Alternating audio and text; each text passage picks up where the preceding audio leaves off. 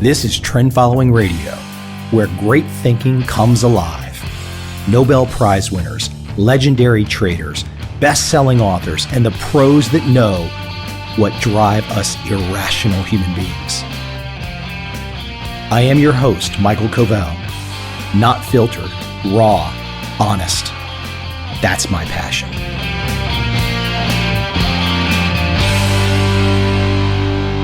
It takes two to make a thing go right. It takes two to make it out of sight. I don't know why I heard that old hip hop song and that lyric kind of struck me. It was like, well, that's the market, baby. That is the market. It takes two. It takes me and you. It takes you over there and me over here. And we reach across the aisle just like on Pawn Stars with the old man, and you know, the one guy says, well, I want to pay 20. The other guy says, I want to pay 30. I'll pay 22. I'll pay 26. I tell you what, how about 24? Shake on it. Boom. The market does that every split second all day long. That's what the market is. It does it electronically and all that kind of fun stuff, but it's a bunch of hands shaking and saying, hey, I'll buy your old light from you, or I'll buy your old Civil War rifle. Except it's in the form of stocks and futures and leaps. That's all it is. I think Pawn Stars is absolutely fantastic if you want to learn about the markets. In fact, I would recommend, because there's actually some research that came out the other day that watching reruns, and I have to fully admit to doing this, I think I've been watching reruns of Pawn Stars. Watching reruns of kind of like easygoing shows actually is very good for you. It's very relaxing. I don't know where the hell this research came from, but I did read it. But it actually seems to work for me. You can't watch Pawn Stars and get upset. And it actually does constantly keep you in the mindset of finding a price discovery. That's what the show is all about. It's just price discovery. How do you find a price? It takes two, once again. But it's true. And it gets a little more complicated in the markets, as I've mentioned, but that's what it's all about. You know, there's another way to think about this too, as I come into where I really want to go with this zero sum conversation today and the source of trend following profits. But let's just think about the markets for a second. I mean, it's terribly complicated what goes on to get to a price. I mean, you've got all these variables going on, all these factors that affect what is going to be the price of, for example, the Dow Jones stock index.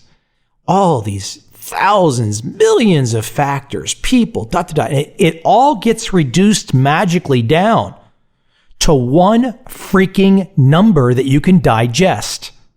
One little number. All of that stuff out there. But see, here's the trick. Except for trend followers, nobody really wants to talk about the stuff that gets to the number as waste product, as toxic, as toxin. See, all that stuff out there that's in the ether that gets you to the number, that gets you to the price is useless. So, for example, whenever you hear somebody say, I'm an expert, God, I hope this isn't on my website somewhere that says I'm an expert in trend following, but it's different. Expert in trend following. If someone says they're an expert and they say, well, you know, I think that gold is going to be bullish for this reason. And another guy says, well, I think it's going to be bearish for that reason. Well, you just know they're full of it because the market has already set the price. It's already set. They don't know more than the market. The market's the smartest one out there. That's the smart guy. The price, that's the smartest thing out there. You can't fake that. Remember the old Enron and the fake trading floors down in Houston? And they were doing all kinds of fake stuff? Except Jeff Skilling was selling Enron stock as it was at 50, headed the way to zero. And I remember there's a bunch of fund managers when Enron stock had gone from 100 to 50, its CEO sells at 50. A bunch of fund managers were holding on to that stock still at 2. You know, complaining, I don't know what happened. I don't know. It was very confusing for us. We were professional fund managers with pension funds managing billions of dollars of assets for firemen, teachermen, and policemen. And we just were very confused that why the stock had dropped from 100 to 2, and we're still holding on to it. And we just don't know what happened because you're an idiot. You're a freaking idiot. That's why. common sense. You could take my 8-year-old, 10-year-old nephews and say, hey, man, if your $100 goes to $1, there's a freaking problem. Okay. I'm not trying to be too hyper, but I've had a decent amount of green tea today. So let me, I want to talk about the source of profits, though, the source of trend following profits. And I love Dave Drews, who's in my little book of trading, talks about the source of trend following profits.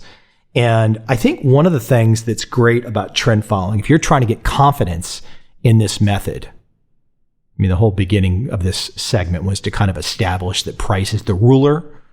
You know, that's the king maker, the queen, whatever you want to call it, whether price is male, female, I don't know, whatever. It's irrelevant. It's the king or queen. But track records. Go look at a trend following track record. They're in all of my books for a reason. You can learn from them. And you can see the ups and downs. You can see the cycles. And you say, well, where do those profits come from?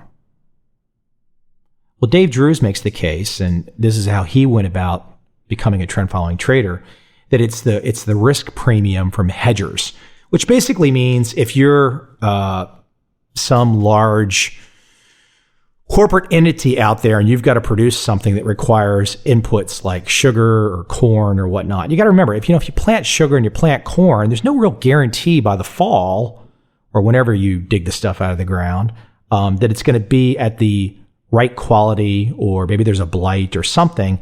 And so your whole investment could go awry. You could the whole thing could be messed up after 6 months. So the futures markets came into being because farmers really needed a way to ensure that their product would be a certain price by the time they harvested and took it out for delivery. And so essentially it's insurance is one way to look at it.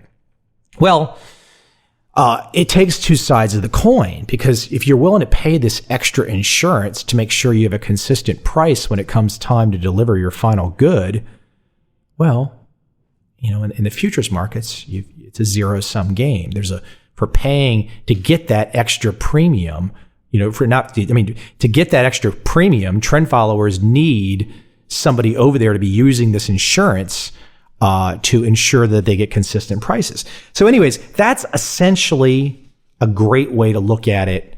And I'm giving a limited explanation. I hope to have Eric Crittenden from Longboard Capital on. I think I've mentioned this before because he's got a great explanation for the source of trend following profits.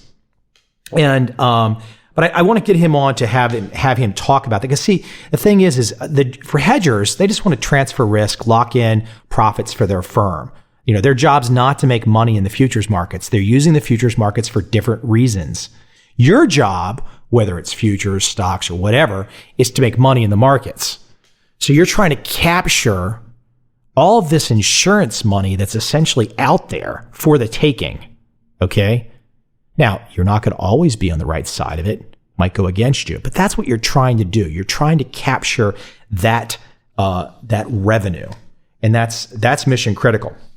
One of the things I wanted to add, and this is kind of a fun story too that I'll interject, but let me read something, because I've listed this white paper on my website for at least 10 years. And it's called The Winners and Losers of the Zero-Sum Game: The Origins of Trading Profits, Price Efficiency, and Market Liquidity by Lawrence Harris. And I think Larry is still the chair of finance at the University of Southern California. And if I haven't said this before, then that's good. If I have said it, well, then you'll just have to listen to me for a few minutes. But what's really interesting about this is I first posted this white paper on my website. It's all about the zero-sum nature of markets, exactly what I'm talking about. It takes two. David Drews and the source of trend following profits, Eric Crittenden talking about the source of trend following profits. Well, ultimately, if you really want to wrap your arms around the source of trend following profits, this white paper from Larry Harris is great. Here's the fun thing about it. Like I said, put it on my website over 10 years ago. He emails me, and this actually I didn't start my career, but it changed the direction of my career. So he emails me. I don't know him. This is probably 2003. And he emails me and he says, hey, I've got this white paper about zero-sum trading and, called The Winners and Losers of the Zero-Sum Game. And you've had it on your website, and I have more people come to me. Now, this is the chair of finance at the University of Southern California. At the time, I'm just Mike Covel running a website. I'm still Mike Covel running a website. I guess I can make that sound sexier, but that is what it is. I enjoy that role. So he says to me, I've had more people email me about this white paper coming from your website than anywhere else. So he says to me, will you review my new book for me? And will you review my book and put a review on your website? I clearly, people at your world like my stuff. I was like, well, sure. And so I said to him, will you do me a favor though? I've got this idea for a book, and this is before my first book, Trend Following, came out. I said, I've got this idea for a book, but I don't have a publisher. And at the time, I knew nothing about getting a book published. And so he says, sure. And he gives me this lead for Oxford University Press. So I connect with this guy. I think his name was Paul Donnelly, I think. And I connect with this guy, Paul Donnelly, at Oxford University Press. And we start talking. He doesn't really know much about my world or whatever. On my websites at the time, turtletrader.com and trendfollowing.com. And so we get very close to the point where we're about to cut this deal. And then at the last moment, he says, this isn't just not a right fit for us. And I'm like, I'm thinking to myself, this sucks. My first book's going to be published by Oxford University Press. It sounded so royal. Plus, I'd been to Oxford. It's a pretty cool area. I think it'd be fun to go to school there.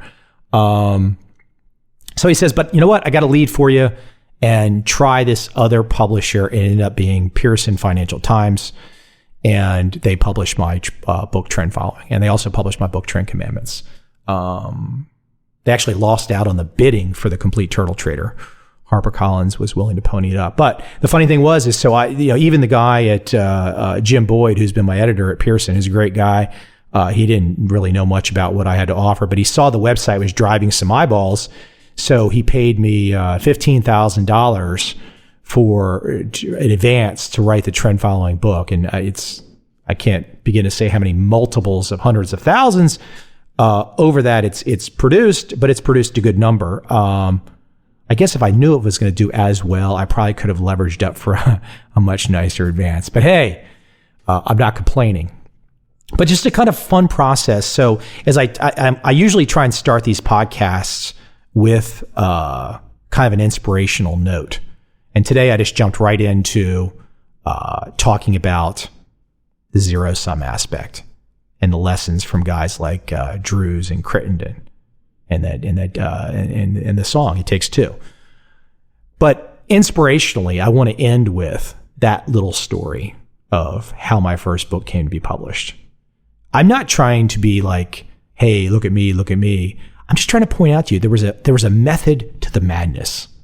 There was a method to the madness of reaching out and not being afraid. So if the universe, if you're your life is not going to be repeated as my life, and nobody's life ever. There's no repeats. There's no duplicates. It doesn't work that way. But think about that. I'm just a guy at the time living in Vienna, Virginia, chair of finance at the University of Southern California. I don't have a finance degree. I have a political science degree. Reaches out to me and says, hey, from that moment has come 4 books and a film. I don't know where things will go next. I am working on a new book right now. There's kind of a companion guide book called Trend Following Analytics that will be coming out, I believe, this year. Early this year, it's done. But then I've just put in motion another book, which is going to be really life-changing, I think, because it's inspired in many ways by 2 things, and not exactly direct inspirations, but inspired by the book Tuesdays with Morrie by Mitch Albom, and the film about being inside John Malkovich's head. So, kind of mentor, acolyte type story, true story, my story, with one other big named target in the story with me. And can't give out too much information yet. But anyways, I guess as I end this, though, is I just really, really want to beat the drum on the inspiration aspect. You got to be awake. You have to be awake. You have to have your eyes open. If you are walking through this world with no imagination, no creativity, nothing is going to happen for you. If you are just waiting to say yes, sir, to a blank hole, and see, I'm being cautious because I don't want to register this particular episode as explicit. But if you're saying yes, sir, to a blank hole all day long, and you don't have any control of your life, you are not creating anything, that's no good. That's no good. I know this is in a roundabout way, but I just want you to say, get off the hump. Try something different. Whether it's trend following trading, that's really, really different. If you haven't tried that, highly recommended, especially with all the chaos and uncertainty we're facing these days. There's no better place if you're going to put yourself in the cockpit of trying to have some modicum of financial success, putting yourself in the trend following cockpit makes a hell of a lot of sense. But, my inspirational note from meeting Larry Harris over email, which led to 4 books and a film, you could take that in a lot of different ways. You could take that in some other creative way, whether it's writing your own book or creating an album, creating a website, doing something. Don't just sit there. Go do something. Get up out of the chair. Please, break a sweat. Do it now. Do it today.